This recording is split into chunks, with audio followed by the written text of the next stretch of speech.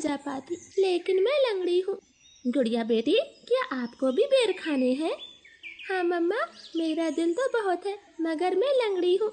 मेरी बेटी लंगड़ी है तो क्या हुआ, उसकी माँ तो स्वस्थ है। चलो आज मैं आपको बेरी के पेड़ पर ले जाती हूँ। आप भी जग्गू कुक्कू की तरह डाल पर बैठकर खूब बेर खाना। अब जल्दी चलो। फिर एक टोकरी में गुड़िया को बिठाकर मम्मा चिड़िया भी घर से बाहर चली जाती है।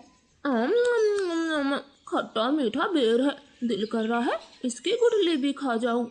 नहीं जग्गू, गुठली नहीं खाना, बेर बहुत है, तुम बेर को ही खाओ। मैं तो कुछ बेर अपने घर भी लेकर जाऊंगा। कोको दोस्त, वो देखें, आपकी मम्मा भी इसी तरफ आ रही है, शायद उन्हें भी खट्टे मीठे बेर खाने होंगे।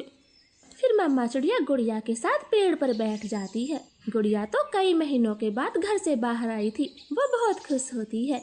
यहाँ कितना अच्छा लगता है, खुला आसमान, चारों तरफ पेड़ पौधे और ताजी ताजी हवा। लो गुड़िया बहन, ये बेर खाओ, ये और भी मजेदार है। ऐसे वो तीनों गुड़िया को बेर तोड़ तोड़ कर खिलाते हैं। दूर छिपी हुई बुरी चील उन पर नजर रखे हुई थी। अरे वाह, एक साथ चार चार शिकार है, किसी एक का खात्मा तो हो ही जाएगा, बड़ी तेज भूख लगी है। फिर वो बुरी चील धीरे धीरे बेरी के पेड़ तक पहुंच जाती है और एकदम से उन्हें घेर लेती। जग्गू और कुक्कू तो डर के मारे मम्मा चिड़िया के पीछे छिप जाते हैं। सब ऐसे ही खड़े रहो, अगर एक भी भागा तो कच्चा चबा जाऊंगी, बड़ी तेज भूख लगी है मुझे। नाना चील जी, हमें जाने दे, हमारी जान बख्श दे, छोटे बच्चों पर रहम करें। नाना चिड़िया, किसी एक को तो अपना शिकार बनाकर ही खाऊंगी। चील उनके सामने बैठी थी।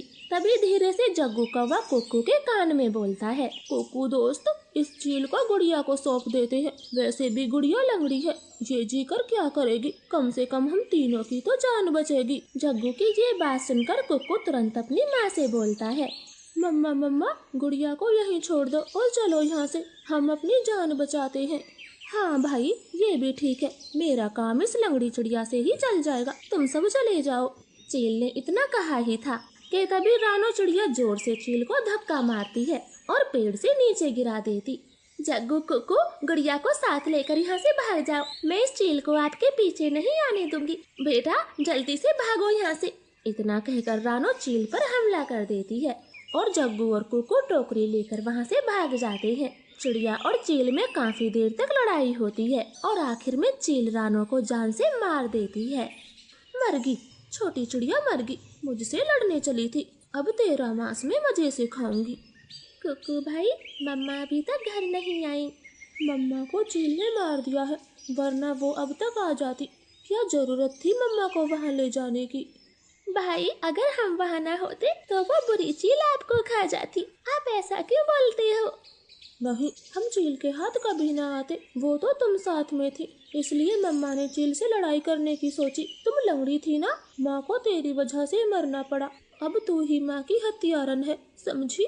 ऐसे कुक्कू तो गुड़िया को ही दोषी ठहराता है। अब गुड़िया का ध्यान रखने वाला कोई नहीं था।